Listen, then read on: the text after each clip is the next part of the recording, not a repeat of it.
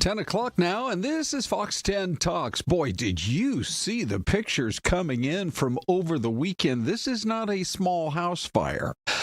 It was massive, and we're learning a lot more about what was actually going down. You can see a lot of police vehicles, a lot of firefighting vehicles on scene, and we're asking the question, what was happening inside this home? This is not just like a typical family of four.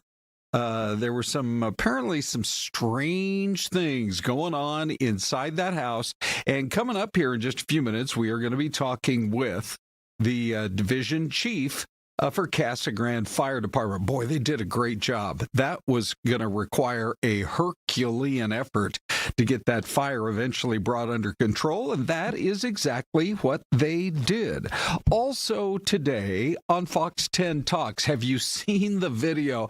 I probably shouldn't be laughing here, but I mean, it's unbelievable. You have all these parachutists that come in, land right on the 50-yard line of a football field. Well, not this weekend. The guy missed the field altogether and actually sort of crash landed on the scoreboard. Plus, renting a bunk bed on a long flight, you can start doing it now, at least with one airline, and people are talking about it. Plus, it's very obvious, if you've been to the movies lately, the long lines are for Super Mario, because apparently nothing can stop Super Mario.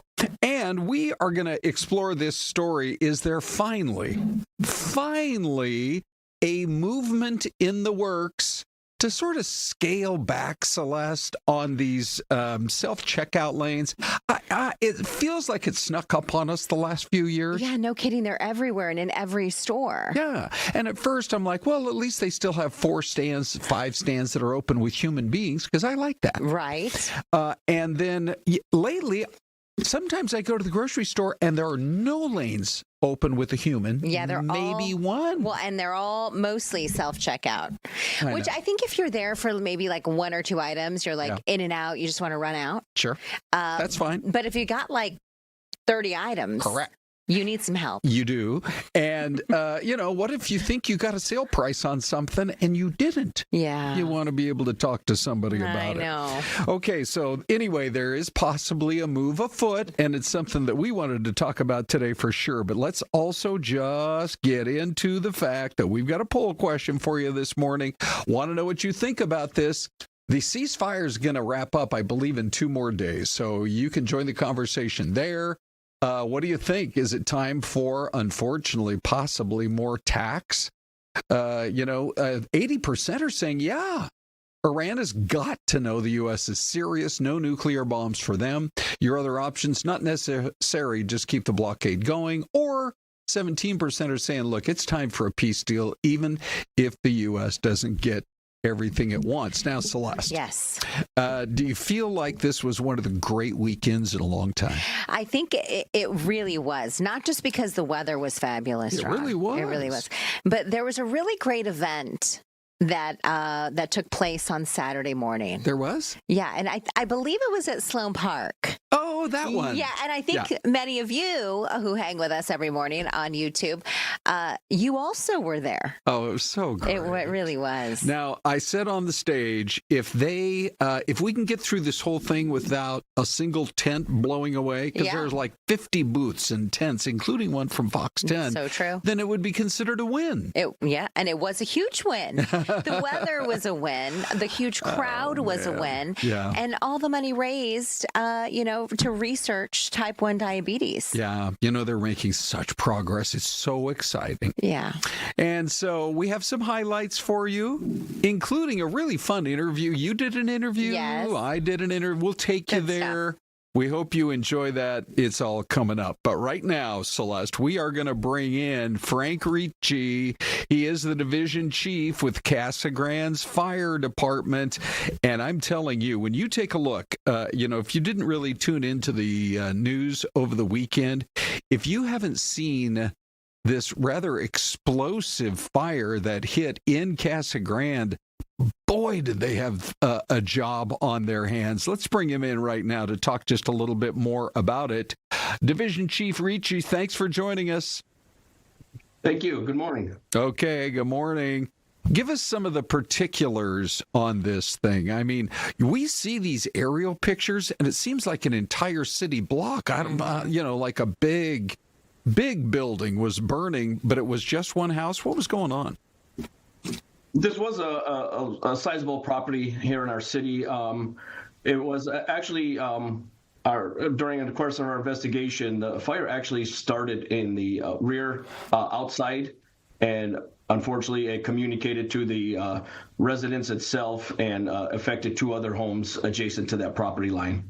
You know, some of the information that we have coming to us, I think we had a crew out there chatting with some of the neighbors even. So it was a situation that someone was actually charging people who were homeless to live there? What was the living arrangements there? Unfortunately, I don't have that information available to me that has been widely reported at this time. What I can speak to right now is that, our focus is on the ongoing investigation to find out exactly what the cause of the fire was. And so when you say there were multiple buildings on the property, was it, just give us a little bit more on that feel. There was one large home and then a couple of smaller homes, maybe in the backyard or something? That is correct, and there was a couple travel trailers. There was a lot of clutter in the rear of that home. We have had an incident at that location prior, a few years back. The main resident also sustained a fire. So the crews were met with a mighty task on arrival. Yeah, no kidding. All right. So when you pull up at that point, sometimes when we get our pictures in, we're a half hour into the firefight or more. When you first get the call and you get that first unit out there, was it all ready? Oh, by the way, look at those pictures right there from flying right overhead. Tell us kind of how you approached this thing and then how you have elevated your efforts to eventually try to get it knocked down. So the video you had just showed previously a few seconds ago was what the crew encountered on arrival. We already had a large volume of fire around the first engine's arrival on scene. Obviously, we automatically upgraded the assignment. Brought in several other agencies to assist us with the fire. Our first priority, of course, is always life safety. Once it was established that there was no life safety, then the efforts immediately shifted to property conservation and protecting the exposures. Wow. Okay, so then when it comes to, I know you're going to have your investigators. Some of this, I mean, it looks like an entire city block was kind of wiped out, but ultimately it wasn't. What part of town was this, by the way? This is on Truckle Road. It's one of the major arteries in our town. It's just south of Florence Boulevard, actually not far from one of our fire stations and our city hall. What type of the aerial images of the explosion are so intense? What type of things are you guys looking into in terms of potentially what fueled the fire? Well, during the investigation, we have uncovered a lot of propane cylinders, both still intact and some obviously not intact. They did explode. That's the explosions that the neighbors were reporting of hearing. We did have several propane cylinders, your normal propane cylinders like you'd find on your backyard barbecue grill. Yeah. We did uncover quite a few generators on the property as well, but that's all we have at this time. By the way, you said you had one other incident there. Tell us about that, can you? We did have a fire in the main structure. I believe it was about 3.5 years ago. And it obviously wasn't a wipeout. I mean, this one looks like... No. To me, this looks like it's a total loss. Maybe you could tell us different. Well, were you able to determine anything about that last one? There was no connections. I do know that the property was not completely repaired after the initial fire a few years back. So it was in a state that obviously, if another fire was to occur, would lead to a rapid fire development. So when you have something like all those propane tanks that explode, is there anything in the air, like a pollutant or something that neighbors or anybody else need to be aware of? We know that firefighters, you guys, wear the oxygen masks and everything. Right. No, the biggest hazard is the tanks can launch and Oh, wow. they can end up quite a distance from the initial location. That's why we always ask the public to please stay away from areas when we are engaged in active firefighting, because it's predominantly for their safety. All right.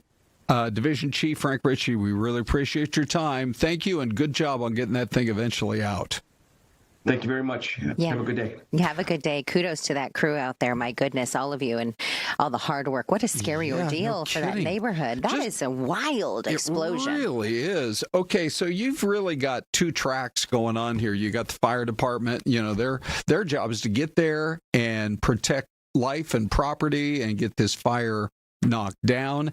At the same time, then you're going to have code enforcement people and no doubt law enforcement taking a look at what was going on, because some of the reports had indicated, at least from some of our earlier reporting, that there may have been squatters on property who were charging others a fee to stay there. Which sounds so crazy. Yes, it does. You know, and so, I mean, I guess that would explain partly why it was so junky looking there, but you had cars and you had just about everything you could imagine in the backyard. Aww. Boy, did they have some work in front of them. But then at the same time, who owns that house? Yeah, who owns the property? Yeah, and what about these squatters? And squatters, I mean, they do carry their items from place to place, but now all of what they did have is gone. Yeah, no kidding. So hopefully they have some resource there in Casa Grande that might be able to help them out. But scary ordeal when you look at those aerial images. My goodness. Yeah, big for sure. explosion. Okay, so Syleste, we got through. It was windy. Did you see they actually had to stop some of the inbound flights at Sky Harbor this weekend? Really? Yeah.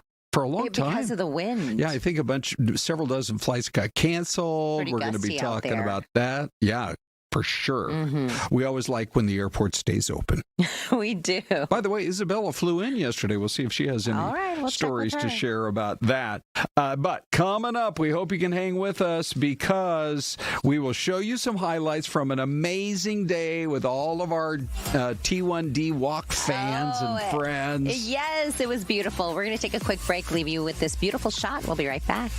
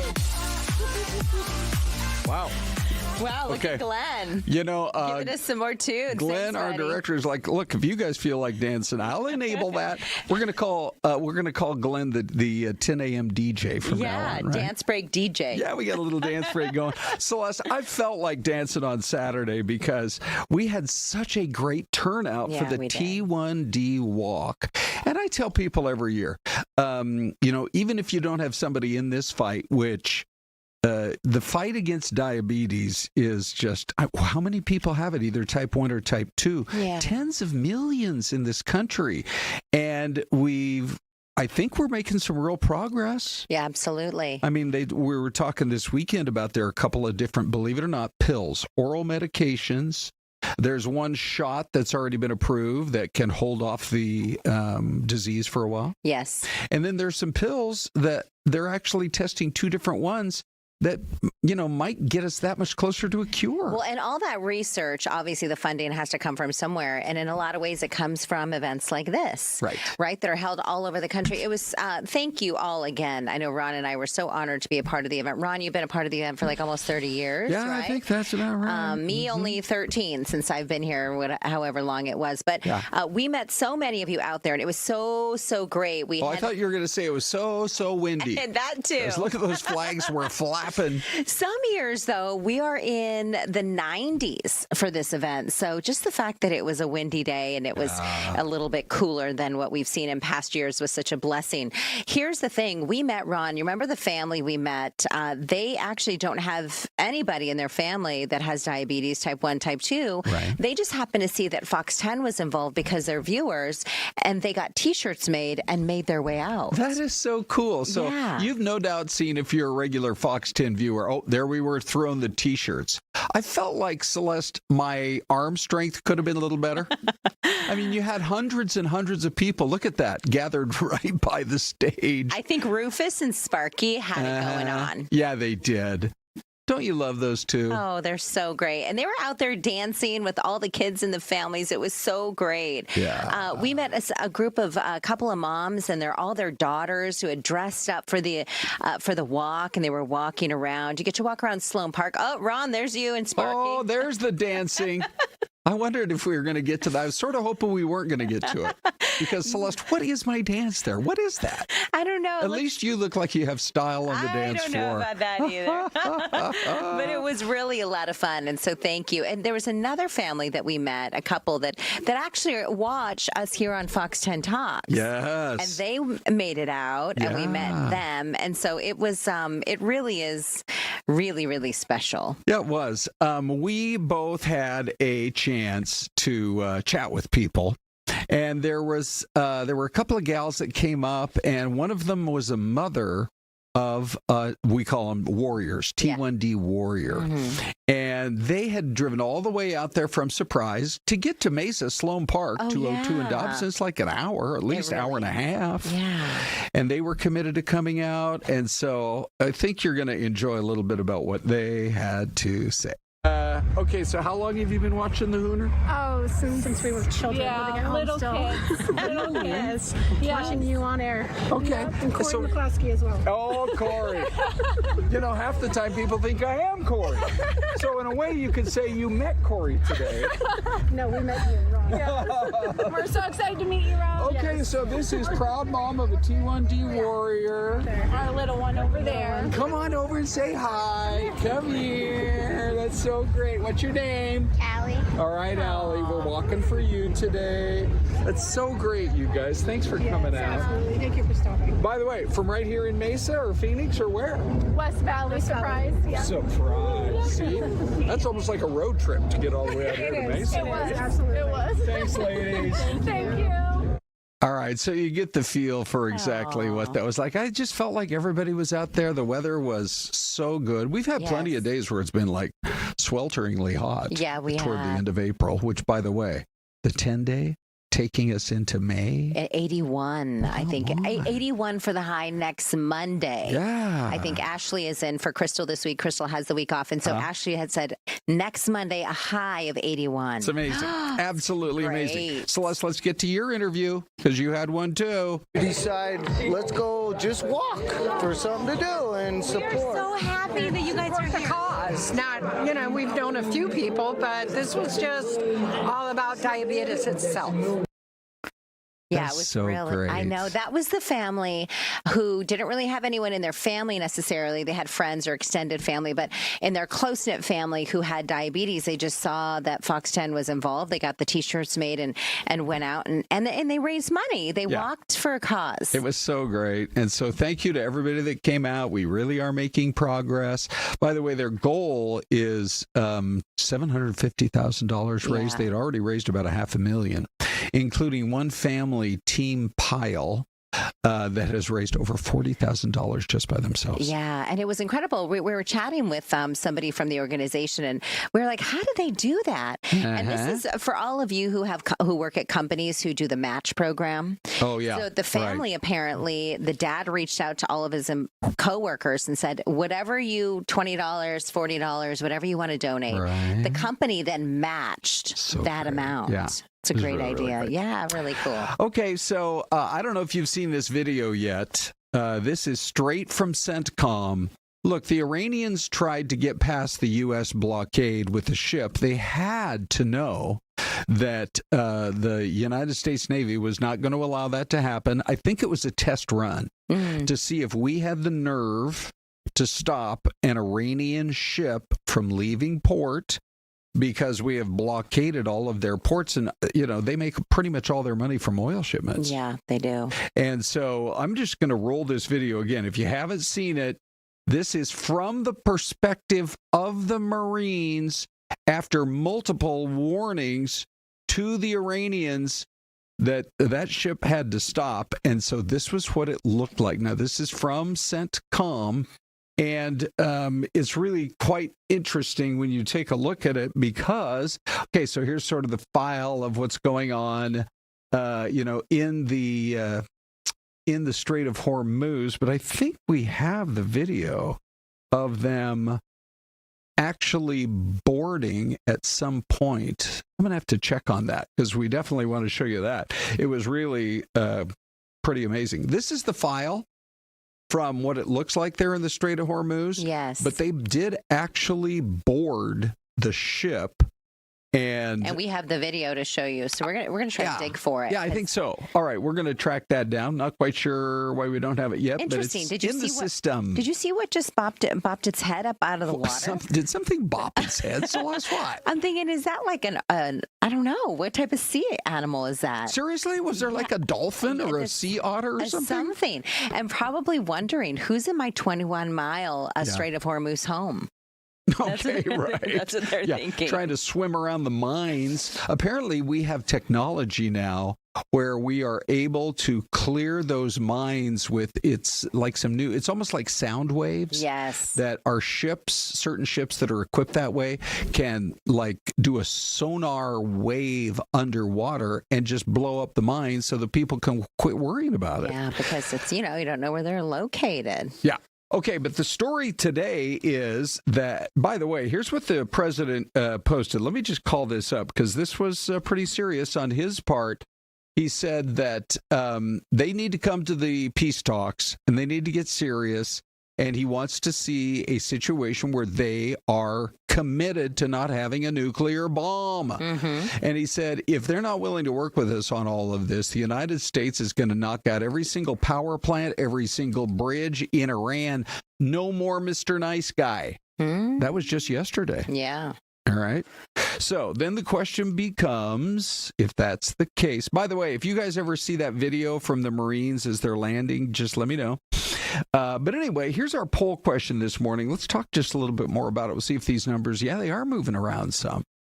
Celeste, what are we seeing on our QR code? So QR code here, this is the poll question. 79% of you say yes, they have to know the USA is serious, no nuclear bombs for them. So that one, the clearly leading here in this poll this morning. Let's go to our YouTube, if we can, YouTube poll. And this one, 1.1 thousand votes in just the last hour.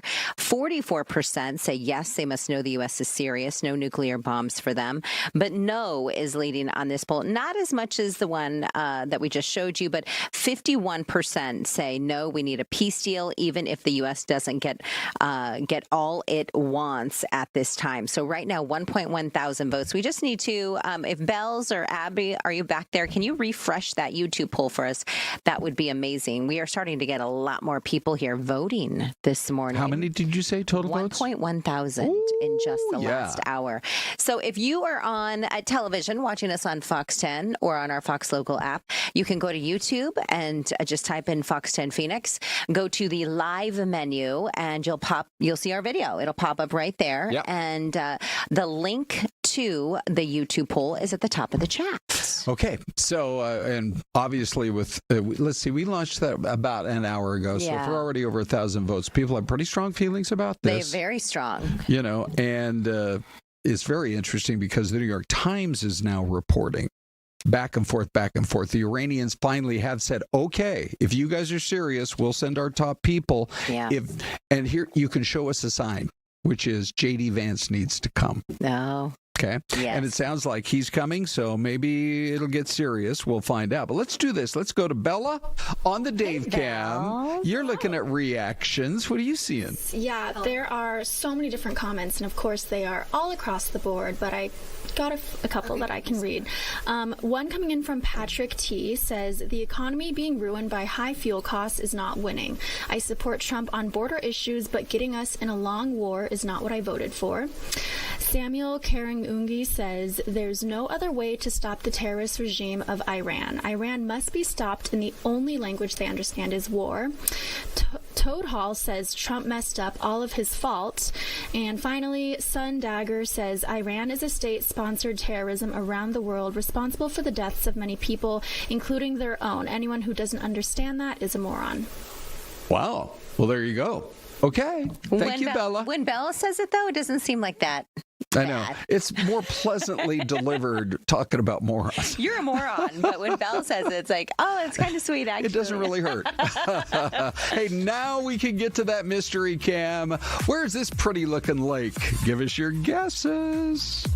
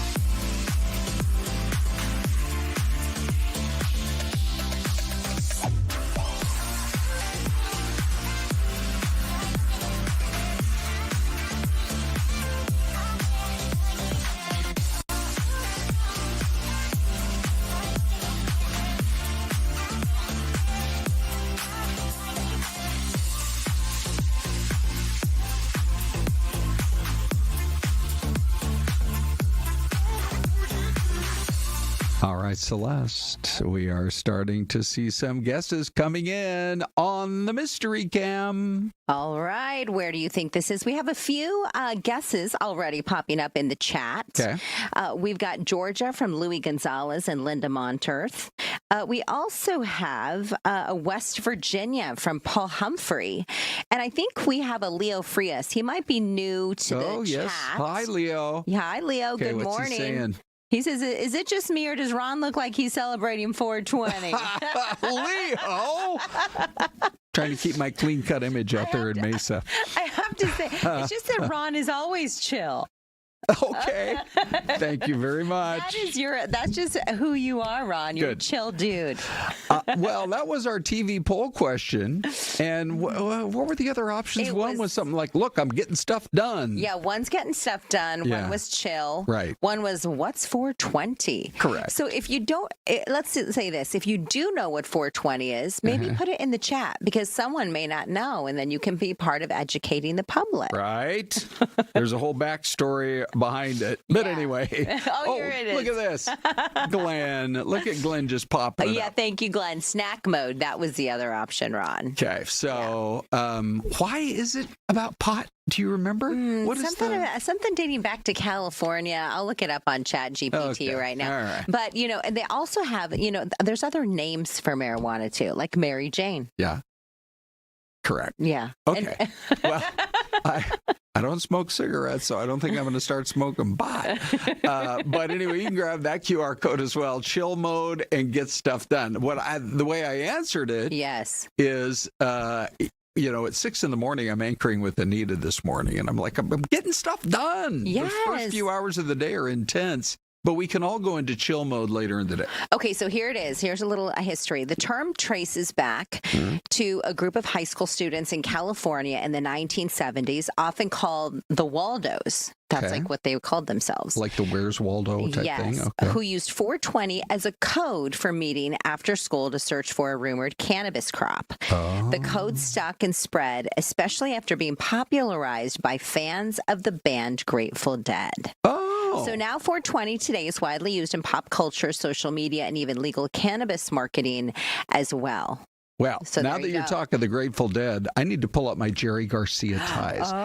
Jerry Garcia was an amazing tie designer of all things. Really? I think for most people, he was famous, of course, for the Grateful Dead. But for a lot of other people, I'll bring you one of my ties. Yes. And then you guys can vote. Is it up or is it down?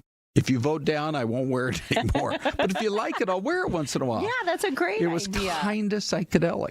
Common slang for pot, weed, pot, grass, herb, ganja, Mary Jane, bud, and green. Okay. Ron, just in case. Bud.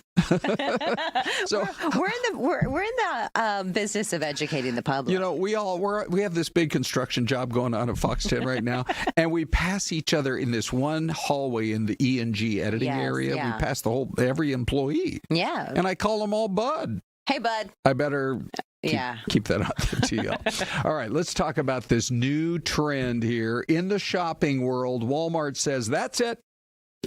It's time for us to upgrade our stores.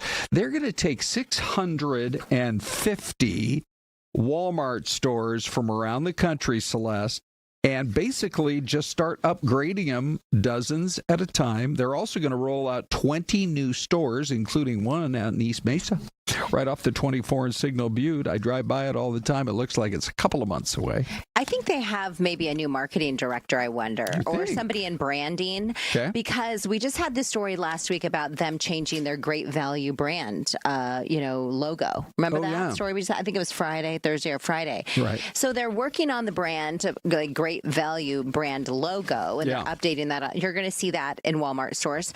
And now they're upgrading all of their neighborhood markets, and they're calling their digital touch points, updated layouts, expanded assortments, better pickup and delivery services, and then the deli and the hot bar selections. Those are going to get a little TLC as well. To me, this is the interesting part, is to see how does this impact. You go to a Walmart and I bet you they have 20 normal checkout stands. Oh, yes. And I love seeing them operated by people. It means people are getting jobs. and they're running you through the check stand. Yes. And then if you want to go stand in the self-check line. But anyway, there's a move afoot, Celeste. Here it is in a nutshell. Being proposed, this is from The Sun, by the way, by a Massachusetts lawmaker that would require a human employee to always be right there at the self-checkout machine with their job to be helping you. Mm-hmm. Now, they're not watching for shoplifters, but look, these stores, they went into this concept. They had to know people were going to take advantage of it, and there would be more shoplifting, which apparently there is. Yeah, there is. They have added those cameras, though. I'm sure all of you who are hanging with us this morning have seen. They have cameras on top. Yeah. But that means somebody obviously has to watch those cameras. Are people really watching what you're doing? And so this one state senator, a guy named Paul Feeney, is pushing legislation that would say you have to have one manual checkout station, meaning with a human being, for every 2 checkouts at a store. Oh. So, if they've got like 16 self-checkouts, you'd have to have 8 actual stands open of human beings, which we're not just talking about Walmart here. It's all of the grocery stores, right? And it's Target and some others. It just seems like there have been fewer and fewer actual checkout stands with people. I like to go that route. I think this is good for jobs. Yeah. I mean, we'll watch it. We'll wait and see if it actually moves. But there are a bunch of states that are looking at kind of tweaking their laws when it comes to checking out at the grocery store. Yeah, and I think it's helpful, like you mentioned, if something's on sale and then maybe it doesn't ring up, they can help you right then and there. Let's do this. Let's go to Eric. We get our weekly visit in with Eric Wilson, TMZ. Are you like a Ralph shopper? Or I don't even know what the grocery stores over there. Yeah, no, it's Ralph's and Vons too. Yeah, okay. I'm a Ralph's guy for sure. And are you, do you mostly self-check? Do they have very many of the manual ones open? I'm mostly Instacart, to be honest. Listen, I'm here at 6. I got to be in bed by like 8 p.m. There's like not much grocery shopping time in between. Wow, look at you in bed by 8. Wow. I know. I have to get up at 4:30. I'm up before the sun rises. No traffic in the morning, thank God. But yeah. Yeah. So you need a good like almost 8 hours of sleep. Sure. I need at least 10 usually. Saturday I sleep all day. Plus you got to hit the road. Hit the 10, go out to Coachella, join the massive crowds out there. No cello for me this weekend. Are you celebrating 420 today, by the way? I wish. I wish, man. We're in LA. I'm stuck in this office. I can't even. Well, I'm sure maybe the boss is celebrating. Harvey's got rules, I can tell you I was hoping there'd be like a surprise basket on my desk. Maybe Snoop visited me in the middle of the night. I don't know. Sure. Harvey's hash. Imagine Snoop comes into the office. What do they say? You leave out weed and cookies for Snoop the night before. Yeah. All right. So let's talk about the Jenners and the Kardashians. Of course, we know, that Kylie and Kendall have been out there spending either last weekend or this weekend at Coachella. But now, this morning, according to TMZ, it's Kim K who's really making headlines. Why is that? Well, Kim and Lewis Hamilton have been dating for a few months now, and each week they're becoming more and more in the public eye. This weekend we got them out in Malibu at Nobu together. Earlier this week we got them furniture shopping. They were at Coachella last weekend. So this is just, they were pretty secretive about their relationship early on, but now this is clearly a slow rollout into them becoming public. Will he be on the show maybe eventually? So that's where they're at right now. Well, but you know what I hear when you say furniture shopping? Yeah, are they going to be moving in rugs. together? I don't know if that makes a difference. Yeah, that was our thought too, but it was just rugs, so we were like, maybe she just needed a rug. But yeah, furniture shopping, rug shopping, it is a big step in normal relationships. Yeah, and maybe here's the thing too, Eric. If it's like a more traditional rug or a contemporary rug, like that tells you what type of house they want to live in. Okay. So maybe they're kind of testing the waters. Like, do we both like the same rugs? It's possible. I just see Lewis, if he were to come to LA, that he would just move into Kim's compound. It's huge. It's private. Sure. They all live near each other. So I feel like they'll stay there. What do you mean? What do you mean they all live near each other? It's like a big piece of land there in like Los Angeles. What part of Los Angeles? There's a huge gated community called Hidden Hills. That's where all of them live. Chloe and Chris actually bought adjoining properties, so they have huge mansions on there. Kim's down the street. Courtney's up the street. They're all over. They're very close by. There you go. Look at that. That's pretty sweet. It is. Keeping all the relatives nearby. All right, well, let's do this. Let's talk just a little bit more about the David murder case. I know you guys have been watching it. What's the story there? Yeah, so I apologize for having my notes right in front of me, but DA Nathan Hochman just ended a press conference announcing official charges for the murder of Syleste Rodriguez against David Burke, the musician known as David. He has been officially charged with the murder of 14-year-old Syleste Rodriguez, in addition to first-degree murder with special circumstances, which allows him to be given the death penalty if found guilty. He's also been charged with having sex with a child under 14. Obviously, Syleste was 14 when she was discovered, and they were in a relationship, and people assumed, and now the DA is confirming they did have a sexual relationship.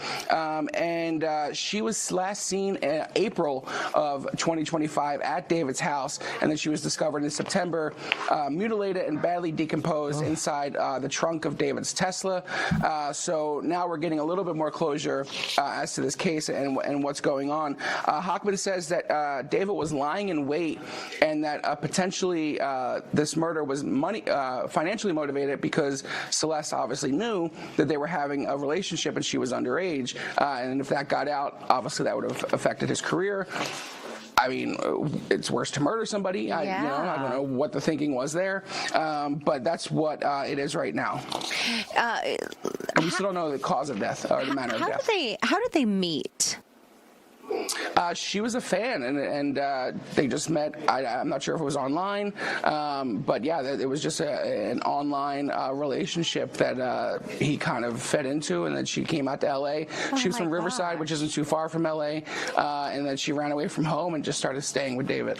You know, I heard this statistic. It popped up at like a police department around the nation had done this, and it talked about how 2 out of 5 children have been talked to by someone who's an adult. Ooh, either online or in you got to watch that. All grooming is a real thing. And actually, the Syleste teacher, there was a video going viral late last year where he told his classmates, he's like, I had Syleste in this classroom. She told me about the David relationship, and this is a clear example of why you should not meet people online, whether they're celebrities or whether they're just some person you think is hot.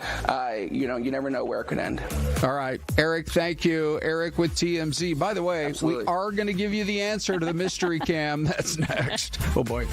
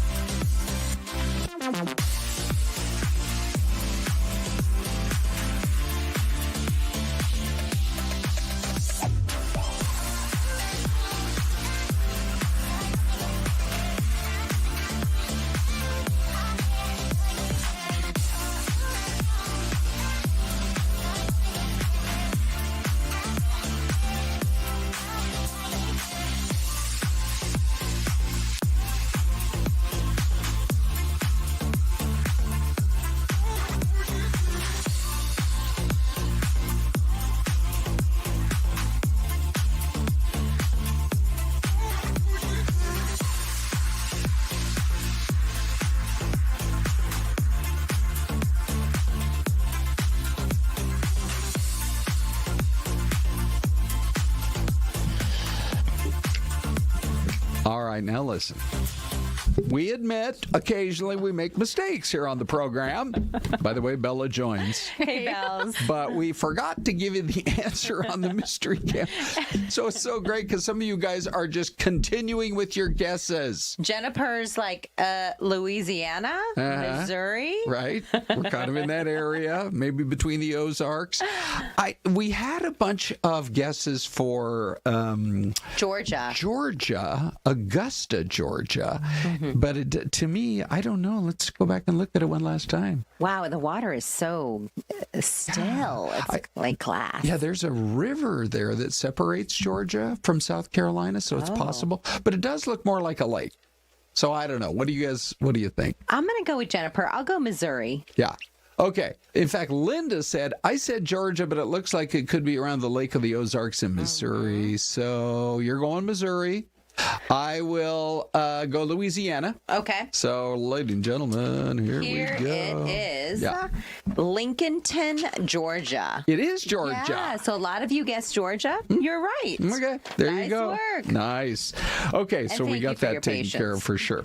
Bella, good to have you here. Good to be here. Let's talk a little bit about what was going on at Sky Harbor this weekend. I guess it was dusty. Well, look. It was dusty all weekend, but I guess on Sunday morning they felt like it was too dusty and they put a ground stop in. We were driving, Bells, down to Casa Grande yesterday. On Sunday? Sunday morning? Sunday morning. Was it really bad? It was so horrible. The wind was blowing all this dust, and the visibility was horrible. Oh, yeah. It's so scary to get stuck in one of those. Yeah. Did you pull over? We did not, because it wasn't that bad. But I'm not surprised at Sky Harbor. This whole thing happened there. Yeah. Well, so what they did is they put it in at 8:15, and they finally lifted it about 2 hours later. But if you were on a plane in a lot of airports in the West, like Denver and Dallas and LA and Houston, and I'm sure several others, you had to sit on your plane before you could ever get home. Sometimes for 2 hours before they finally lifted the ground stop. Oh, no. That's frustrating, right? Yeah, It is frustrating. Why is it, you guys, when there's some kind of a ground stop or there's some issue, like a couple of weeks ago, I was flying home from Salt Lake, and they get everybody on the plane, and then they say, oh, by the way, there's a stop in Phoenix right now. I'm like, couldn't you have told us that when we're still in the terminal by the Starbucks or the And Panera? the bathroom. I know. And the bathroom. And then they're all like crammed in there. I feel like the seats have gotten even smaller recently. I know. You know? Yeah. Like, so then you're crammed in there like sardines. Yeah. These teeny weeny seats. Yes. And they're You don't know if you're waiting for they're 20 like, "Keep minutes or those an hour. seatbelts on." I can't wait to fly this airline that has the teeny weeny chairs, Celeste. Okay, well, anyway. And I'm like only like 5'2". Or Yeah, shrank. right? I used to be 5'3" and a What half. if you were of size? Yeah, what if I was like You normal? can't really use the phrase heavy set. The phrase today is if you're of size. Well, I actually thought, like, of size, what if you're just normal height? Like, what if you're like a 5'7" or 5'8" individual? What if you're like 6'4"? Uh-huh. Plenty of people like that. Yeah. And you want to try to cram your knees in and not like push through the seat in front. It's awful. Yeah. Anyway, once they get these problems solved at the self-checkouts at the grocery stores, maybe they can get after these airlines, and all we're asking for is 2 or 3 extra inches of legroom. Anyway, Bells, everything, I was a little worried when you were flying back this weekend, but you had no delays. Everything was fine? I did not have any delays, but I did see our news alert that there was a delay at Sky Harbor, so I thought, oh no, I'm going to be stuck at the airport. Right. But my flight was fine. I arrived, but we arrived at like 3. So. And you were in Dallas? I was in Dallas. Yeah, and a lot of times Dallas, their flights are kind of delayed. Yeah. So that was really good. I was worried, but it worked out. They have weather in Dallas. The dust settled. It was okay. When U.S. Airways bought American out of bankruptcy and merged with them, I remember saying to myself, they should just keep the main hub here in Phoenix instead of the one in Dallas, because Dallas has weather like, I don't know, 2 or 3 times a week. And who doesn't want to live in the valley? Correct. Oh, well. Hey, speaking of weather, you guys, what a crazy weather situation it was this weekend. We're starting with the snow in New York. That's Lake Placid, home of the famous ice rink where the U.S. beat the Russians. 1980. Do you believe in miracles? That's right. That happened right at Lake Placid. But here it is now, middle of April. They're still getting snow. And then the other thing was there was a tornado. I saw a report that said there were 50 tornadoes across America this weekend. And here's just one of them in Iowa. And thank goodness these storm chasers are far enough away, because this one apparently caused a fair amount of damage. Oh, wow. Look at that. Off in the So distance. scary. Right. You know, can you imagine, too, there are these storm chasers that they just go after these things. They have no fear. Right. Way to go. I know. Better for you. Now, I don't think that weather was the issue at Virginia Tech this weekend, but if this is your first chance to see it, there was a parachutist who missed his mark. I think the goal is to always land on the 50-yard line. He didn't even make it to the 40 he didn't even make it to the end zone. Oh, Have you no. seen the video I don't think yet? I've seen this yet. Because he's basically tries to land on the scoreboard, but his parachute gets stuck and he's dangling on the scoreboard. That's so scary. All right, ready? We're going to show everybody. Here All right, we let's go. And so, look, that's him there right he there. is. Okay, so the parachute gets stuck. You got Old Glory, and then something falls off, and then there he is. Oh, my goodness. Stuck, and I don't know how long it took the Blacksburg, Virginia Fire Department to get up there and rescue him, but I saw some videos out there where, it was quite a while, I'll just say that he was dangling on the scoreboard. That's it terrifying. Doesn't sound like he was seriously hurt or anything. And look, the crowd is cheering him on. What else can you do? But that is so scary. This is their first spring football game. yeah.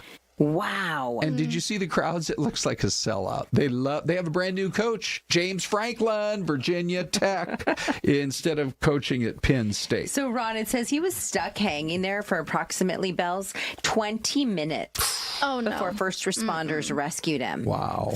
I wonder if they cheered at first. Yeah. And then after prayed. That's scary. Yeah. They're praying That's for so him. scary. That is really frightening. Yeah, it really is. Okay, Celeste, grab your phone. Okay. Bella, you can do so as well if you want to join. We're going to do an Ask AI segment, one of the favorites for us. And today we're going to talk just a little bit about it's National Lookalike Day. So I guess I'll go first, you guys. I'm going to ask AI what celebrity, movie star, TV star, etc. do I most look like? Oh. And then you guys can do the same. Ready? Here we go. All right. Are you there? I'm right here. What's on your mind today? Well, I just have a quick question. It's National Lookalike Day, and I wanted you to tell me of all the movie stars and TV stars and celebrities that are out there, who looks the most like me? I'd love to help, but I don't have a visual reference of you. If you have any well-known comparisons made, like, hey, you look like X actor. Okay. I'll send you a picture, Celeste. Oh, this segment may fall apart fast. Hold on. Go ahead and ask your flirty guy. Okay, ready? I'm going to say. Okay. All right. Let's see here. Okay. Hello, are you there? Hello, are you there? I'm right here. What's on your mind? So I just posted or shared a photo with you, and today is National Lookalike Day. So I would like to know, what celebrity or famous person do I most resemble? You've got your own unique look, and I'm all for celebrating that. But since you're asking playfully, I'd say with your bright smile and polished style, you give off a bit of a TV host vibe, sort of like someone like Maria Menounos, approachable, polished, and radiating confidence. But ultimately, you're totally you. No celebrity needed. Oh, That was nice. This guy. Well, you're really kind. Thank you. He knows. He knows how to get it done. All right, Bella, let's go for you. I can't believe my AI person doesn't know what I look like. But anyway, all right, Hello? take it away. Hello? Hey, I'm still here. If you hold it right up there, to talk about whether it's styling, Okay. career advice. Do I have a celebrity lookalike? Oh, that's a fun question. I can't say for sure who you might look like, but if you're curious, sometimes people notice resemblances to celebs, like a younger curly-haired version of someone like Gina Rodriguez or Camila Mendes. If you're ever curious, you could try a lookalike app or just see if a friend sees a resemblance. That's good. Oh, that is pretty yeah, good. That's great. Okay, ready? Here we go. Oh, Ron Here put a comes photo the of you. answer. Okay, ready for this. Top matches. Steve Ducey. Fox and Friends. Have you met Steve Ducey? No, but now that I think about it, I do have a little bit of that Ducey look, Yeah, right? you do. Okay. The Deucemeister. I like this next one. Kiefer Sutherland. Remember him from 24? Oh, I do. Yeah. You're kind of like the rescuer, the man who comes to save the day. Right? Yes. Sure. Ron. That actually would be a great promo. Ron saves the day. Right? Ron on the move. And then there's one actual, so like Steve and Kiefer, they're more TV stars. There's one movie star. Any guesses? Right off the top of your head. Any movie star? The guy that plays 007. What's his name? Daniel Craig. James Bond. Well, no, not James Bond. Daniel Craig. Yes. Daniel Craig. Thank you, Celeste. This says Dennis Quaid. Oh. I don't really see that, but hey, whatever. Yeah. Right? Okay. We'll take it. All right. There you go. There you go. We Maybe finally got some. You can do it at home, too. Yeah. Check the chat GPT. Okay. Hey, one last story here, and it has to do with the next time you're on a long flight. Ready? Hold on here. Hold on. Not that kind of flight. This kind of flight right here. This is Air New Zealand launching bunk beds, you guys, that you can rent on a long flight. Wait, Air New Zealand. Yeah. Oh, interesting. And so How if much you want are to these, sleep, though? How much? They're $300. Oh, that's it. But think about the difference between, like, if you're in a coach seat and you paid, say, $1,500 on a long international flight, and then first can be like $7,000. Oh, they're like nap pods. Would you pay $300 more to be able to sleep on that plane for 4 hours? Yeah. Yes. Yeah. Bella says yes. I like Celeste. If your toddler is crying, yes. You're like, here, honey, why don't you take her for a quick minute, and I'm gonna go take a nap. I wonder if you can take the baby in there to nap.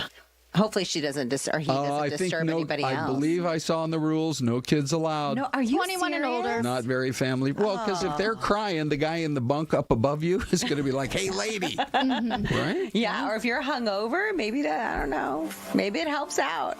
Thanks for watching. Hey, Ty and Anita are next. And look, it's Anita's hometown, the Chicagoland. Shot.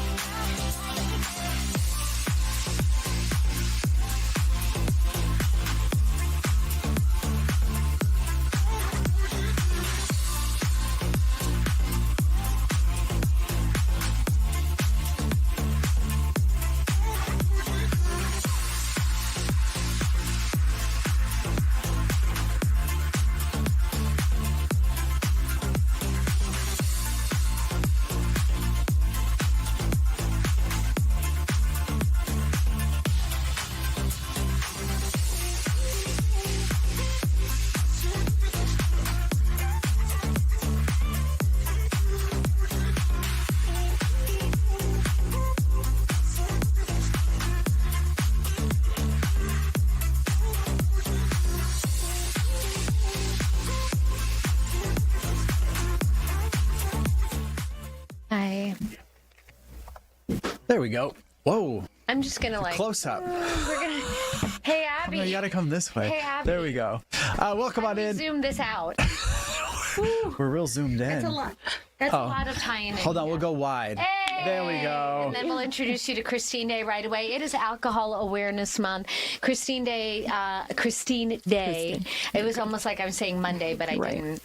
You are with Crossroads. Tell us about Crossroads. Crossroads, we are a residential treatment center, IOP, outpatient. We have almost 600 beds here in the valley, one of the biggest in the southeast or southwest, I'm sorry, and yeah. So let's talk about, this is Alcohol Awareness Month. Right. Give us a little bit of story about what you guys do over at Outreach and talk about maybe some of the cases that you see folks coming in to get sober, I guess. So, I mean, alcohol is definitely, it's a hard thing to, first of all, detox from. We do not do detox at Crossroads, but we work with a lot of community partners and getting people into detox from, alcohol, fentanyl, all those things. And then they can come and start the journey and going into residential treatment over at Crossroads. So you mentioned it's difficult to quote unquote detox from alcohol. Can one you of the worst. Why? I had no idea. I never knew that. So it's one of the worst because you can go into cardiac arrest, honestly. I've seen people who have been detoxing from alcohol. You get DTs, really shaky. So yeah, people can die from it. Wow. Share, you and I have chatted a number of times. Share your story because you're very open about that. I am. And I think when you share personal stories like that, it does affect other people because they might be in the same situation but afraid to reach out. Right. And, I'm very open and honest and just vulnerable because I want people to know, we can recover from this, but it takes work. I'm 8.5 years sober. Congratulations. Thank you. Yeah. And I know that God saved me for this purpose. And my purpose is to share light and let others know that we do recover from this. But like I said, it's going to take work. So this time around, I did not go to treatment. I actually went to start to go to meetings and then I got heavily involved in the recovery community. But my addiction takes me to losing the house, the car, the kids. Oh my gosh. My rights were severed. My daughter was adopted.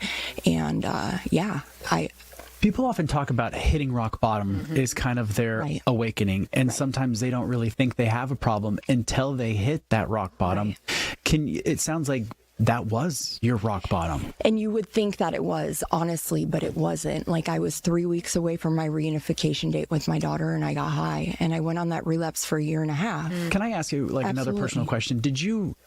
Were you cognizant that you were that close, but it was that addiction, you just couldn't help yourself? Or what was it? Honestly, it was, we self-sabotage, if that makes sense, and going into that, I was scared. And then I got cocky, I got this, I don't need to go to that meeting today. I've got this. I'm going to, not sponsor that girl today. And unfortunately, my poison was meth and heroin. So I ended up with a needle back in my arm. Wow. But I will tell you that it did start from taking one drink, and I didn't identify as an alcoholic at first. At first, it was I can have one shot, and then one shot leads to two, and two shots lead to, a whole gallon of Fireball, and I'm back on the bandwagon, and within 28 days, I had a needle back in my arm. So everyone's story is so different. My husband has, and he shares it openly too. Over 30 years of sobriety. So when I met him, he was clean and sober and maintaining, going to a meeting once a week until he started getting anxiety about other stuff. And it was turning to more meetings and this fellowship. And so, people who maybe have never attended, because you can attend an Al-Anon meeting, which is for people who to understand what your loved one is going through. But for people who have never, it's scary to walk into that room. I've gone to Al-Anon meetings, and walking in and admitting someone's fault or your fault is very difficult, and that's part of the process of Crossroads.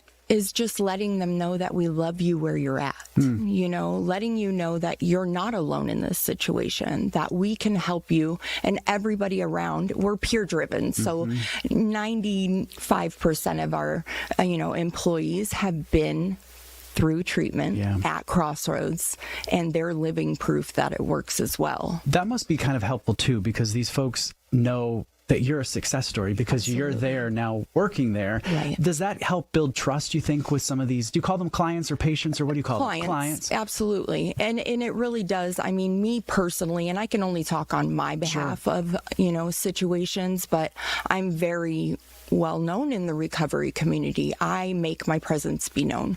And again, I feel like that is my purpose. That's why I'm always advocating on the news. We do a podcast for Crossroads and everything, and just letting people know that it's okay and that you're not alone through this. We love you. You are enough, and just giving them a safe place to Approximately 29.5 million people ages 12 and older in the U.S. Have what they call an alcohol use disorder. And that's not to mention drug use and abuse.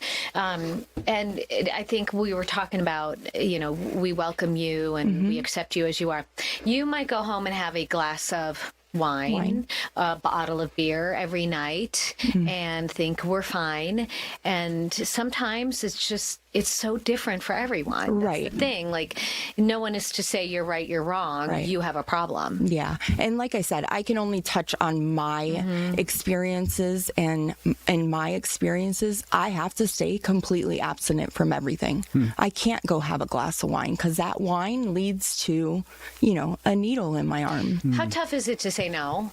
Honestly, it's not anymore. I feel like God has lifted that obsession from me, and just being heavily involved in so I don't have a problem anymore, but I stay right in the middle. Sure. You know where it is, though. Exactly. Exactly. Let's talk about if folks maybe have a family member or a friend that they think maybe has an issue with a substance. That conversation can be really difficult to have with someone because you don't want to sound like you're judging them. That's a great word. For sure. So what would be the first steps if you see someone that you think needs a little bit of extra help? Honestly, I give my number out everywhere. I pass out my business cards everywhere. I will be the first to come and talk, just give them a little bit of hope, whether it's talking to the family member and kind of coaching them through and letting them know, let's talk about this and not straight into you're messing up and you need to do this and you need to do that, because they don't want to hear that. And I feel like that also could potentially make them retreat, right? Away from that person. And then for sure, maybe you can never get them that help. Right. And that's hard. We talk a lot about mental health, and I think that people these days are so much more open to treatments and facilities like Crossroads, where maybe 10, 20, 30 years ago, it was very taboo. You certainly didn't want to say, I'm an alcoholic, I'm an addict, I have to go to treatment. A lot of people hid that. It was an embarrassment. Right. And while they may still hide their addiction to some degree, I feel like the help that is being offered now is very different. Right. And that's why I'm out in the community and doing the outreach on the streets and all of that. Like, it needs to be brought to light. Sure. So what are you seeing on the streets? What a lot of fentanyl. That's so dangerous. And then 420 being today, National Marijuana Day. We talk about that all the time, is like it being legal here in Arizona now, and if you don't get it from a dispensary, there's chances that it's going to be laced with fentanyl. And it's very, very scary, especially for the younger generation right now. We are seeing a lot more younger addicts, What's the average age? 18 to 24, and they're just so young. And I'm like, oh my gosh, like my youngest is 21 today. And I'm just like, oh, like they have it so hard these days, I believe. Because it's so you can find it. It's right? accessible. It's more accessible. Absolutely. Absolutely. So it is very scary. But like I said, just making people aware of the resources that are out there and letting them know. Do they listen though when you're doing the outreach on the street or you're going to different events and stuff? Do people listen? They do to an extent, but I know that there are some times where it takes a couple times, and it's just planting that seed and letting them know, like, hey, this is available. Call me anytime you want and I will make it happen. You mentioned that you surround yourself with the community, and that's the nice thing is, again, another piece that we did together was a sober bar, right? Where you can go and you can hang out with like-minded people. You can go to a meeting, but you're just kind of hanging out, playing pool. Absolutely. You're in a bar atmosphere, so you still feel like you're socializing. There's so many options for people these days. Yeah, the Spot Sober Lounge is great. The meeting halls, we do events there, all kinds of things. You can even go next door and get a tattoo at my shop, You have a tattoo shop? No way. I do. And you have a tattoo? No way. It's my new addiction. We trade one for another is what they say. I mean, it never goes away. Well, I like the tattoo on your hand because that kind of sums it all up. One day at a time. That's the motto. That way I can just punch myself and remind myself, like, hey. And I also got it because I had a lot of track marks there on my hand. Wow. So it covers up a lot of the stuff from the reminders. For folks maybe watching, they want to get more information about what you do over at Crossroads. How can we get in touch with you? They can always reach out to thecrossroadsinc.org. They can come into our main office at 2002 East Osborne Road. We're open Monday through Saturday. They can always reach out to me, Kristen Day, find me, Facebook, Instagram, TikTok, all of it. Awesome. Yeah. Well, thank you for everything that you're doing. You're saving lives for sure. So we appreciate everything that you're doing. And where's your tattoo shop? Everlasting Ink on 43rd and Northern. Had to give her a plug. Ty will be there next weekend. Perfect. Yeah, I'm not sure what I want, but we'll think of something. We will find something. Great to see you again. I appreciate all the information. We are going to continue talking about 420, actually. We have an attorney talking a little bit about the laws and how they've been changing and progressing here in the state since marijuana became legal in Arizona. We're going to take a 2-minute break and we'll be right back. Stay with us. DUIs. Yeah.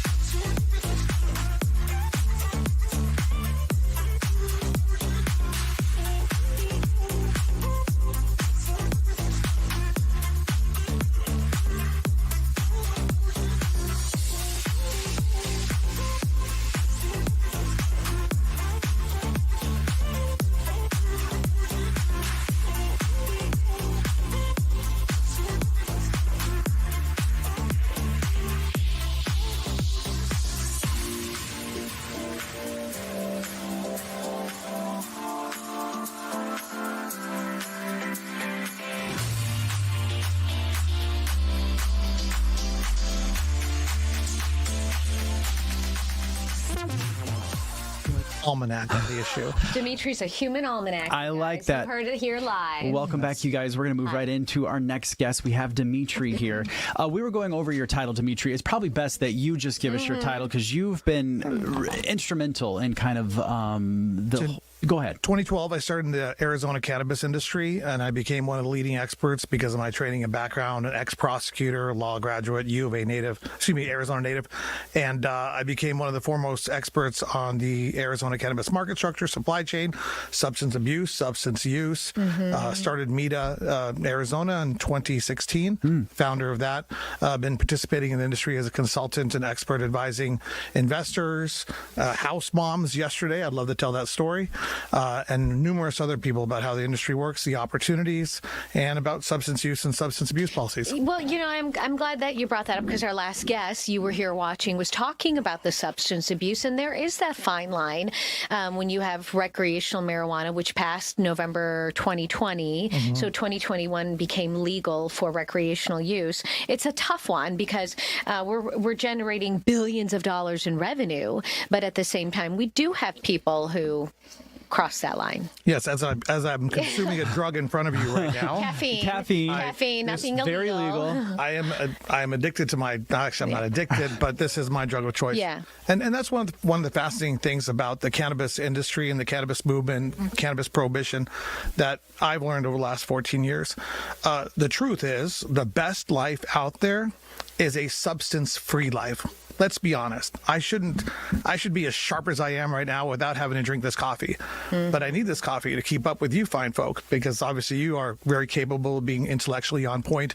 Most days. Without coffee. We too have had a couple cups of coffee. Though. Yeah. There's been a lot behind the scenes. Dimitri. Well, but this is what I learned, because I was very negative about cannabis when I started in 2012, and I wanted to understand what was going on.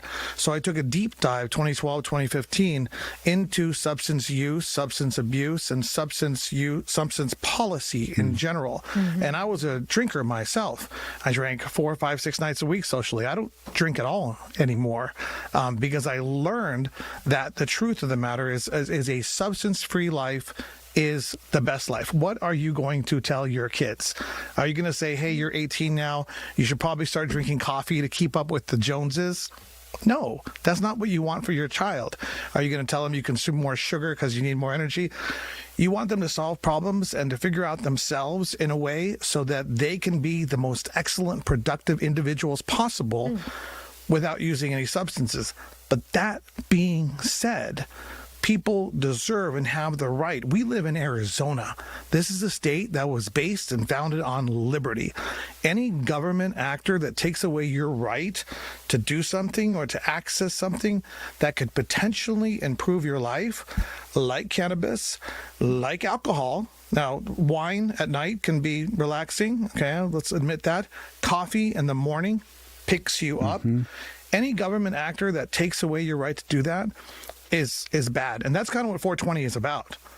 So let's talk about this, because you obviously were kind of instrumental in helping legalize marijuana here and wrote the book on it.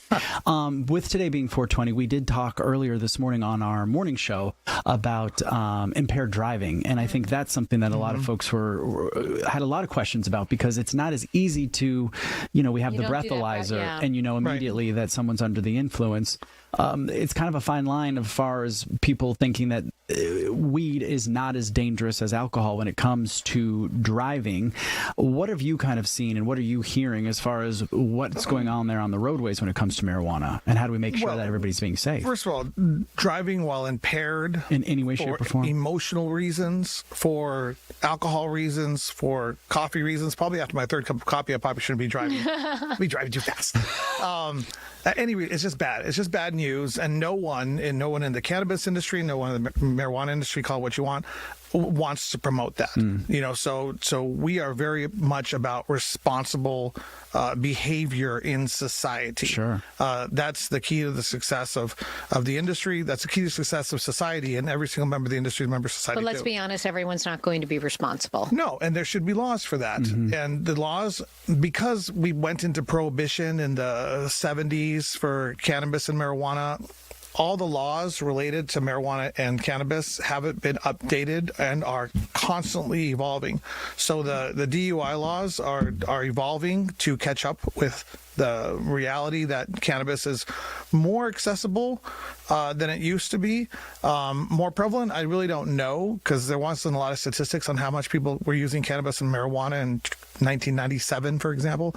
But they're catching up, and the industry supports responsible, intelligent, scientific DUI policies that if somebody is impaired and on the road, they should be punished. They shouldn't be on the road, first of all, in the first place. And people should we would hope that people would be responsible, that if they're really mad in a domestic violence situation, they don't go out there in their car and, and they're sober as can be. But, people are irresponsible. Some people use marijuana late at night to relax. I was talking to one yesterday. I'd love to tell that story if we have time. And then they shouldn't get on the road and go get some munchies at midnight. But people don't behave responsibly, and they should be punished for that. We've got about 2 minutes left if you want to share that story about what you were talking about earlier. Well, this is a classic example. People need to understand 420 isn't necessarily a holiday that promotes cannabis use, that promotes marijuana use. I like to see it as a day that promotes the notion of liberty and independence and a right for individuals to choose. And that's a good thing. Yesterday I was talking, let me give you an example of good choice. Sure. I was sitting with a mother of a 3-year-old girl and a 6-year-old boy, and we sat for an hour and a half at El Charro down in Tucson, and she's looking for a path to get into the industry, and I help all kinds of individuals understand the industry, understand the opportunities. And I met her about a week ago, but I needed to know that she had a good CPU, if I could help place her with a marketing position or something. And certainly enough, she had an excellent CPU. And then I asked her, well, what kind of cannabis marijuana consumption do you do? And she's like, every night after I deal with my 3-year-old and 6-year-old as a stay-at-home mom, I take a joint and I'll smoke and I'll relax, or I'll drink a glass of wine. That is incredibly responsible, intelligent cannabis use. Just like I woke up this morning and I knew I'd have to be on point to talk to you fine folk. I had my second cup of coffee. Sorry, this is my second cup of coffee. And so I'm up, right? But then at the end of the night, you want to relax. And that's kind of what I like to promote, is the intelligent, responsible cannabis use. I'm sorry if that wasn't your question exactly. No, that's fine. How do people get a hold of you? How do they get more information? Well, I give out my cell phone number, 520-909-4334. I just don't care, because I'm all about the truth. I'm in Arizona, and I'm very accessible. I'm on Facebook. Meta.us is the organization that is still evolving. It's a not-for-profit that I created, but I gave it back to the community, and it's an organization that serves to educate people about the changes in cannabis policy, the marijuana opportunities, the industry, the market structure, and most importantly, for your general audience, responsible, intelligent behavior. Awesome. Thank you. Well, thank you for coming in. We do appreciate it. Thank you. Yeah, sure. It's nice talking to you guys. You too. Thank you. All right, we have one more guest for you on this Monday afternoon. We want to Monday talk morning about career strategy, right? Yes. Should you quit your job? Or do you stay? All right, that is the age-old question that a lot of folks have, so we're bringing in an expert, Kelly Mooney. She is a career strategist. Miss Mooney, good morning. Thank you so much for taking the time to talk to us. Good morning. Thanks for having me. All right, so let's jump right into it. You kind of wrote the book, so to speak, when it comes to talking about when you should be leaving your job. So what are some of those, I guess, criteria that folks should be looking out for? Yeah, a lot of people ask that question, should I stay or should I go? A version of what you just mentioned. But really a better question is, why am I here and how can I grow? And so that's really the starter question. But when you're asking that question, you can think about it in four ways. And the first dimension is really you. And how are you showing up? Are you coming to work all grumpy and antisocial, or are you coming with a great attitude and willing to jump in and do good work? You have to come in with an attitude of gratitude, right? I mean, that helps. That helps. And also it's like, are you in the right role? Like, some people are bored and they need more challenging work. Some people actually feel overwhelmed and they need skill development, or maybe they need help from their manager to prioritize more effectively. The third thing to look at is really the environment you're in. Are you in an environment that has good light or a comfortable chair, or can you actually find a quiet place to work when you need to do like really thoughtful thoughtful work? Do you have a friend in your work environment? Do you have a schedule that actually works with your personal life? And then the last one's really the organization. And do you align with the organization, the vision, the mission, the values that the company represents? Do you respect the leadership of the company? So those are the 4 big buckets to really look at, and also doing it in the context like everybody has a bad day. But if you're having a string of bad days, then those are the 4 areas that you can start to look at. Do you want to be checking the box on all 4 of those? Do we need just one before we decide to say we're quitting, we're looking? What do you recommend? Yeah, I mean, no job's going to have all of those things being perfect. I mean, there really isn't a perfect job, but you definitely want a disproportionate number of those feeling good so that you feel motivated and work is worth going to and worthwhile. And you want to stay not just in the workforce, but at that organization potentially. So I don't think anybody should be trying to like check off 50 check marks, but certainly having more than one of those 4 areas. If you only have one, it's hard to thrive in a work environment. So you definitely want 2 or 3 of those really working towards something that inspires you and feels good. And I feel like, too, if you maybe are not checking one of those 4 boxes, you're not a very good employee for the company, and the company might not want to keep you either because there might not be the productivity that they're looking to get from you. So it's kind of a win-win in those situations where you're kind of, looking and internalizing some of those factors. You want to be a productive employee, and if you're not happy, you're not productive. Exactly. I mean, and every organization has a framework for assessing whether you're a good fit for them. And so what I wanted to do was to create a framework that helped employees figure out, well, am I a good fit for this organization? And more importantly, how can I strengthen my fit so I don't prematurely bail from maybe a good job into something where the patterns are just going to persist? And so giving people a framework to really assess where can I strengthen fit before I just go try to, think the grass is greener on the other side when in fact it often isn't. Kelly, we are wrapping up. How do people get a hold of you? How do they get this great information? Sure. They can find me at equippedwomen.com or on LinkedIn, or unlike your previous guest who shared his cell phone number, I don't do that, but I will share my email, which is kelly@equippedwomen.com. Awesome. Kelly, thank you. We'll have to have you back. Yeah. Thank you. Thank you.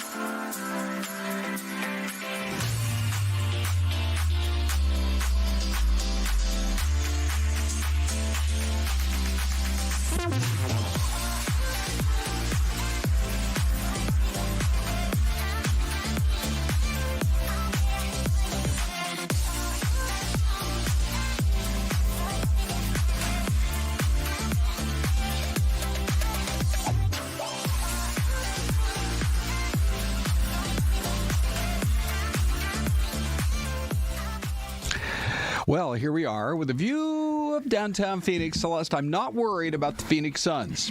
No, but what happened?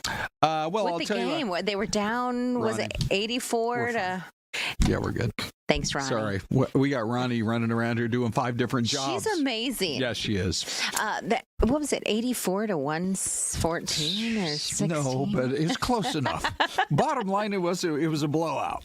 But it was in Oklahoma, and they're really good. Aren't they the best team in the league? Yes, they're number 1 in the West. That's who we have to play. But you know what? That's why they play the game. You get back to, hold on, to our downtown shot, wherever that is. Oh, by the way, Seattle. Yes. New Mexico. That's El Paso. No? That is Las Cruces, New Mexico. Oh, it's New Mexico. That's right. On the highway over toward El Paso. I still have to get there. Look at those. What are those mountains called? I don't know, but I want to go hiking. Oh, my gosh. The second I first saw them, and our niece went to NMSU, New Mexico State University, the Aggies. Okay. And Did she like it? Did she like it there? Oh, she loved it. And so that would have been a good time to go over there and visit. Don't you think it's always better to go visiting somewhere if you know somebody in that town? Yeah, because then you have like the inside scoop from somebody of the best restaurants, the best, everything, car wash. Okay, let's do this. If you car wash, it was a dusty drive from Arizona. They're expensive. Like, I don't want to go somewhere and pay money and then your car's not clean. Where would you, if you had somebody come in from out of town? Yes. They're like, first of all, hey, remember me from your previous days? Can I crash at your place? You'd be like, well, we have a big house now, and I got 3 kids, but sure, come on over. Yeah. Where would you send them for a good, low-cost meal? Oh. I'm trying to think. It depends. If they want Mexican, my favorite Mexican, one of my favorites, there's a lot of them, is Somburros. Okay. They've got great tacos. Yes. And they got a good deal on Tuesdays. And do you do the drive-through at Somburros, or do you go in and sit down? We generally do the drive-through. Okay. But that's like a quick pickup if I want to sit down at a place and have Mexican food. Yeah, but low cost? But low cost. Yeah. Probably La Piñata, which Really? is up on 7th Avenue in Missouri. Okay. And they've been around, also family-owned, a long time. I would go with Ajo Al's. Okay. Don't you love that place? Yeah, I do. They're 16th Street. They're Mexican pizza.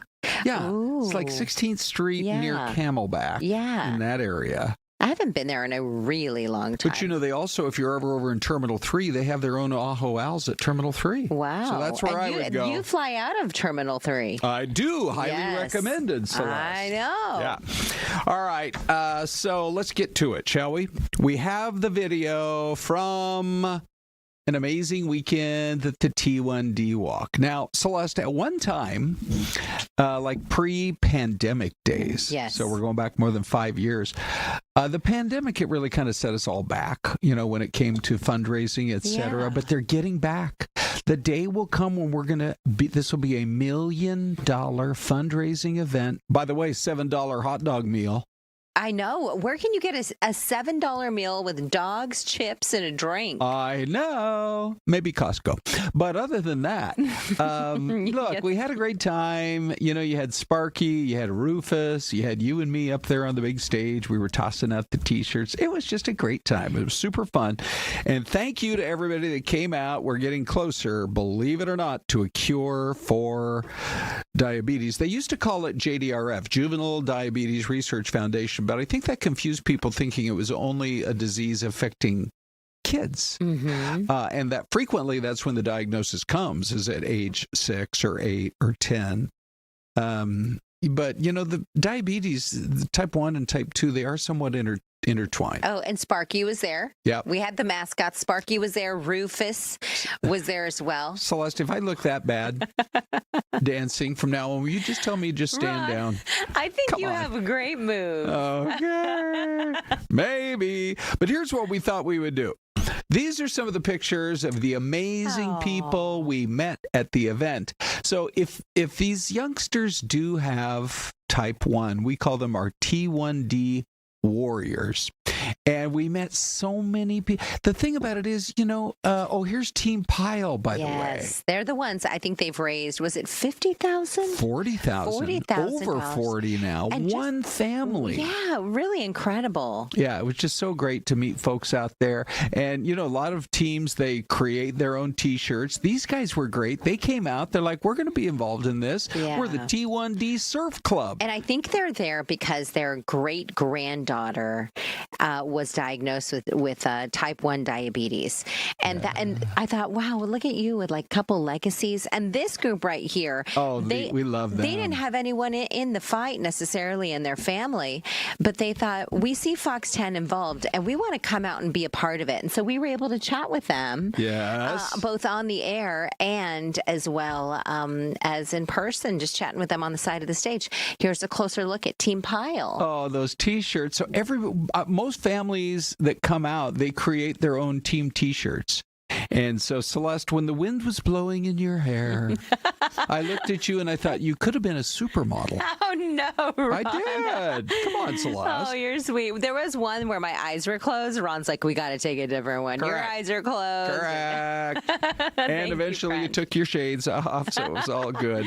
Anyway, thanks a million to everybody that came out. It was really phenomenal. Yeah, so grateful for all of you. Thank you. All right, top headlines. Here's what's going on. Now, this is interesting, Syleste. I have never seen more back and forth about whether or not we're going to have peace talks or we're not going to have peace talks. And so this is the video. Finally, we promised it from CENTCOM, like a scene out of a movie. So the Iranians said, well, we're going to test the resolve of the U.S. We're going to send one of our ships out there and see if we can break the blockade. And if so, then the U.S. military would have shown that it didn't have the might to stop that. Look at this. I mean, this is right there as they're lowering from the helicopter down onto the ship. They did 6 different warnings. And then they finally said, get yourself out of the engine room area. And then they fired on the engine room. Wow. And that was like night vision that you were looking at right there. That is straight off of the bodies of the Marines. So the USA could not have simply said, all right, whatever, go through. Because then they would have to start. The blockade would not even be in effect. And I believe the White House's approach is, we're going to put this blockade on to force you to talk. We'll negotiate. We'll negotiate out of respect for each other's nations and cultures. Mm-hmm. But you got to come to the peace talks and you got to get serious. Yeah. So they said, well, do it on one condition. This is so interesting. J.D. Vance has to be part of it. Oh. They're like, we're not really interested. And I don't know if that's because they say, well, J.D., if JD's coming, he's the number 2 in America, and that's, that shows you guys are serious. Or if they just like he was supposedly the most in the upper echelon in the administration, the most opposed to going to war. Yeah. So maybe they think he can see both sides of it. I don't know. Maybe they think he's the most level-headed of the bunch. Maybe so. I mean, if he's willing to look at both sides type thing. The tweet that or the message that President Trump sent out on Truth Social. Yeah. It was no more Mr. Nice Guy. Yes. I wonder if he talked to Alice Cooper about that. Because Alice Cooper lives here in Phoenix, Arizona. Right. Yes. I wonder if he cleared that through one of our favorite guests. That's one name we can drop here at Fox 10. Yes. I'm trying to think who else. We could drop Larry Fitzgerald. He's been here so many times. Many times. He is probably the most chill, coolest guy of huge names. Yeah. In pro sports that's ever visited us. Yeah, we have a lot of people who've stopped in here at Fox 10 Studios and a lot of really good people. Right. Yeah. Okay, so let's get to our poll question because we want to know what you think. Here's an update. Yeah, these numbers keep moving around. This president says he's not likely to extend the ceasefire. What do you think? Will it be necessary to get back to actual military conflict? He said, look, we can attack your bridges. We can blow up every bridge we wanted to in the entire nation of Iran if you guys don't get serious. And 78% say, you know what? They have to know the USA is serious. No nuclear bombs for them. And then you're really the only other option. You got 3, but no, it's time for a peace deal, even if the U.S. doesn't want it. So here's a look at where we sit with our question on YouTube, the poll. Yeah. I just refreshed it. I know the numbers are a little bit different, although the percentages are quite the same. Okay. Right now, we've got about 2.2 thousand votes on this one in 2 hours. Okay. But yes, they must know the USA is serious. No nuclear bombs for them. 43% are kind of leading in that direction. And then no, we need a peace deal. Even if the U.S. doesn't get all it wants, that one is actually winning with 52% this afternoon. And so, yeah, there is the numbers are a little bit different than what we're seeing on television. Yeah, for sure. And we've got 109 comments thus far. So people are really vocal about this one. All right. Let's shift gears. By the way, Jon Noetzel, co-host of The Great American Story. Yeah, he just walked into the studio. Hey, Johnny. Wait till you hear what we have cooked up on our Fox local platform. Also, as well as on YouTube for The Great American Story between now and 4th of July. I'm looking forward to it. I love it. Elon Musk came out this weekend in favor of universal pay because I think he feels like AI is going to take a lot of people's jobs.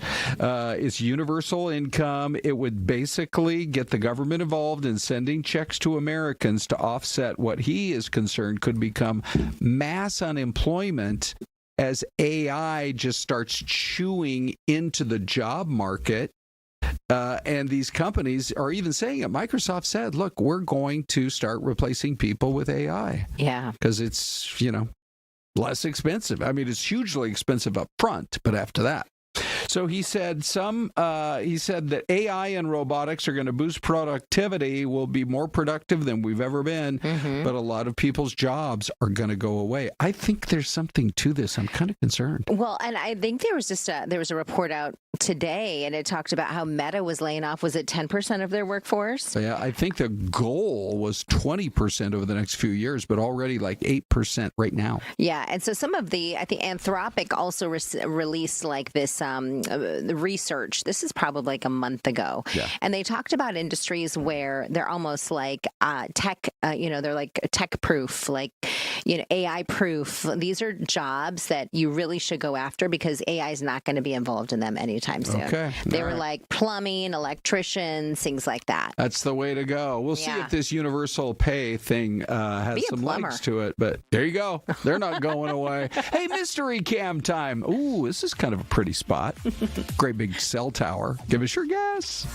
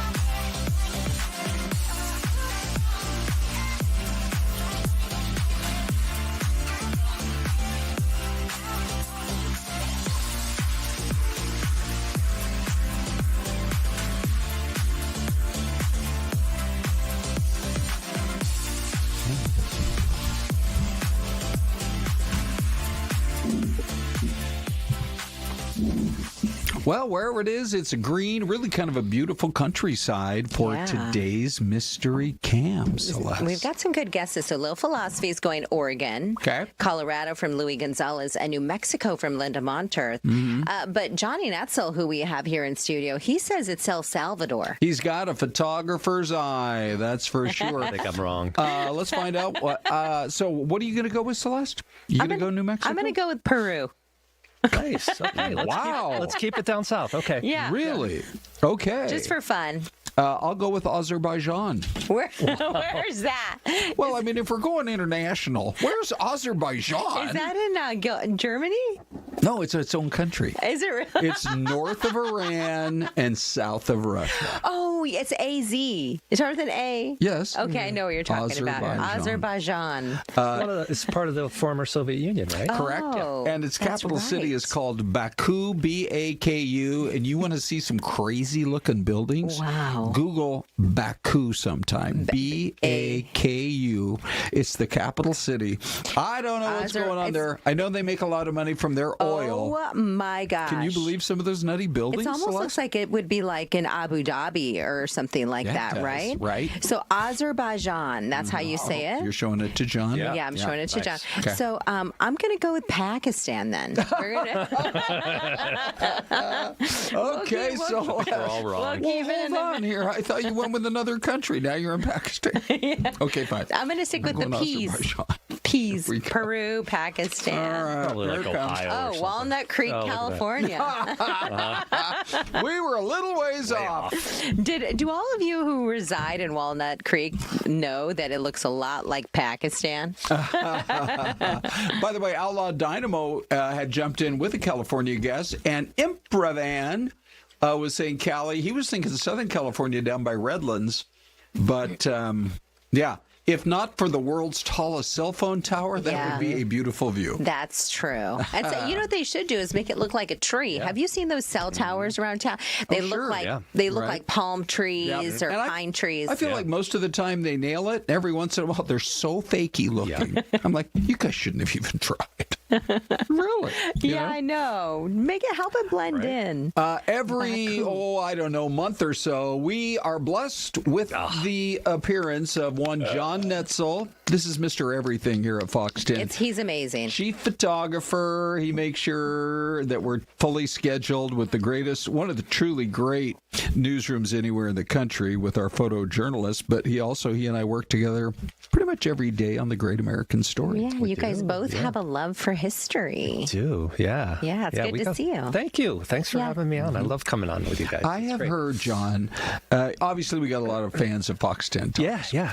Especially because we're on TV as well as on YouTube as well as on the Fox Local app. Right. I have heard more people in the last, say, 3 or 4 weeks than ever before stop me and say, I love the Great American Story. Oh, wow. Yeah. I love that. Yeah. We've refined it. You know, we've really, it's been a little bit of an evolution. It started out pretty basic. Yeah, Ron and I just sat down and started talking about the Lincoln assassination, and then it's kind of grown from there, and we've, incorporated some new graphics and some new elements to it, and we've dug pretty deep to find movie tone content and National Archive stuff and Library of Congress, and if you dig deep enough, you can find some really interesting stuff out there that's public domain. It's available for everybody to see. So and it's interesting to hear what you guys. If you watch it, though, it's entertaining, obviously, with both of you there. Yeah. Very entertaining. Very entertaining. But it also is educational. Like you are learning something. Like we were just sitting around at our desk. John came over to talk to Ron, and I said, "Why was Mount Rushmore built where it was built?" John's like, well, if you watch the Mount Rushmore episode. But you're actually learning something as a part of these. We learn stuff every week. I mean, and it's cool because we take turns selecting the topics. So we just finished up a a 3-part series on Amelia Earhart. I mean, everything you want to know about Amelia Earhart, go to the Great American Story. You'll know. You'll find out. And about so you go to the National Archives. Yeah. And you also have this great relationship with the folks at Fox Movie Tone News. Yeah. Of all the video. Tell us about. Oh, look at that. So that's at Laia. The last known moments of her life, just as the plane was getting ready to take off, and it was going to be, John, the most harrowing portion of the entire trip around the world. Oh, this is really interesting. Okay, so we're zooming in. Yep. And look, there's Samoa, there's the Solomon Islands, and there's this teeny tiny little island called Howland Island. That's where she was supposed to land. And they took off, and she was worried that they were going to have enough fuel to actually make the trip. So when they were in New Guinea, she packaged up all the rest of her clothes and her navigator, put them in boxes, mailed them home because she didn't even want the extra, whatever it would have been, 20 pounds of weight. And remember, she had clothing. that big antenna removed from her aircraft as well, so she couldn't communicate with the ship that was stationed off of Howland Island. It just makes you wonder if she, for weights purposes, she took the antenna off. So there's the intended flight path was to Howland. Yeah. A lot of people think she ended up at Gardner Island, that she actually crash landed and ended up there and survived for some time. Other people believe that, she crash landed in the ocean and that was it. So there's all kinds of speculation. It's unsolved, really. I mean, it's really fascinating. Just about her last radio call, Syleste, was they had a U.S. Navy ship that was in that area to keep an eye for her, and she's communicating with them on the radio and saying, her quote is, "We must be on you," meaning we're right on top of you, but we cannot see you. That particular day, late in the day, it was going to be misty and cloudy. It was just going to be difficult to look. If they had super clear skies, and if they had kept that antenna, I think they could have communicated better, and she probably would still have been alive. So you mentioned she was afraid she wasn't going to have enough fuel. Right. This is AI too. This is the new thing we've discovered. So on is our shows. That's an AI generated? It is of what her plane looked like. It's not perfect. There's actually 3 tail fins on her plane, but it's close enough. I mean, she only had 2, but yeah, I mean, we're actually able to incorporate AI into some of this stuff now too, which is great when you get back into the 18th and 19th century before there was any type of video. Yeah. Well, we can kind of make it come to life. How many miles was she expected to travel from? Was it 22,000, Ron? I'm drawing a little bit of a blank. I think that's about. She had started from California, and she was on the last leg. I mean, she had hopped all the way across the world at the equator, so she was going at the widest part of the Earth. She wasn't going over the poles, or she was going around the circumference the widest circumference of the Earth. It wasn't like she went way up to Alaska, flew over the top of Russia, and said, "I circled the Earth." It wasn't like that. It was all the way. All around this was the most dangerous part because there were no places to stop. Yeah. There were vast ocean, and they had it meticulously planned out. You're supposed to stop at Howland Island. They had infrastructure or ships off the coast that could help her refuel and do all that good stuff. The other thing I thought was fascinating, John, was that she actually was several months earlier that she launched effort number 1 to go around the world. And this time it was going to be starting in California, going to Hawaii, and going west around the world. For whatever reason, it didn't work out. They got as far as Hawaii, and then the plane, it wasn't like the plane blew up, but it started to literally fall apart. Yeah. And she crash landed. Yeah. And so she said, this time we're going to go the opposite way, completely the other way, flying across the U.S., getting through Tucson and as far as Florida, and then dropping to South America, and then crossing to Africa, a completely different route. And I guess she thought that was going to be safer. Wow. So, but it never worked out. Yeah, it's pretty amazing story. So yeah, check that out. We learned a lot. So people think she survived. Can we go back to that image, Ron, of the map? Some people think she survived, right? And Little Philosophy says Amelia was a pioneer. So the island, she was supposed to land at Howland. And then she eventually, people believe possibly that she would have landed at Gardner Island and somehow survived for a small amount of time, potentially. They actually found some artifacts on Gardner Island. They found found a shoe. They found some a freckle cream jar that she used. Mm-hmm. They found remnants of like a fire of like that some people had been there that had had maybe eaten some fish or whatever. There's that map, by the way, showing you those two islands are close to each other. So that's a theory that has been out there. But any part of her plane ever found? No. So interesting. Yeah, so the freckle cream is really a big clue. There are people that there are kids in America that claim, and they're legitimate claims, that they heard shortwave radio transmissions from her plane after she went missing. And one of them was like for 3 hours at a time, like, and whoever was communicating knew things that only Amelia Earhart could know. Oh. So that has helped to kind of, feel that part of the story. Myth, and who knows? Maybe she did. We'll never know. And if you go and look I'm going to say in the last 2 months, there are reports that they have found something. The sea in that area, Celeste, drops off so dramatically.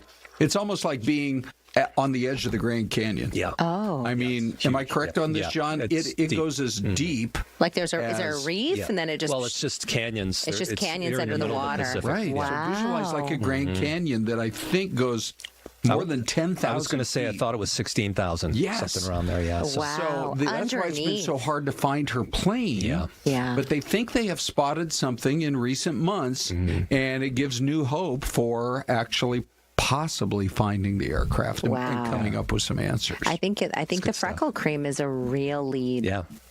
Well, because who uses freckle cream, right? And she was always kind of concerned about her looks. She was. That was a really important. Yeah. And a photographer once said she didn't have a very nice smile, and that's why. And Fire which him. is like, I know. She had the gap in her teeth, So from then on, she sort of never smiled. If you ever see pictures of her in her last about 10 years. It's that kind of look. Yeah. All right, we're out of time. But, John, we're going to bring you back. We're going to talk about, you've got some plans for what we're going to do between now and the 4th of July. Yeah. We'll talk about that. And we have a new episode that's going to shine light on one of the most important battles in the history of World War II. Amazing. We'll talk you guys are about it. amazing. I think so, John, don't you? Sure. Yeah, okay. I'll take that. Thanks for watching, everyone. Have a great Monday, and we will see you tomorrow. We'll leave you with this beautiful shot of the Pacific Northwest.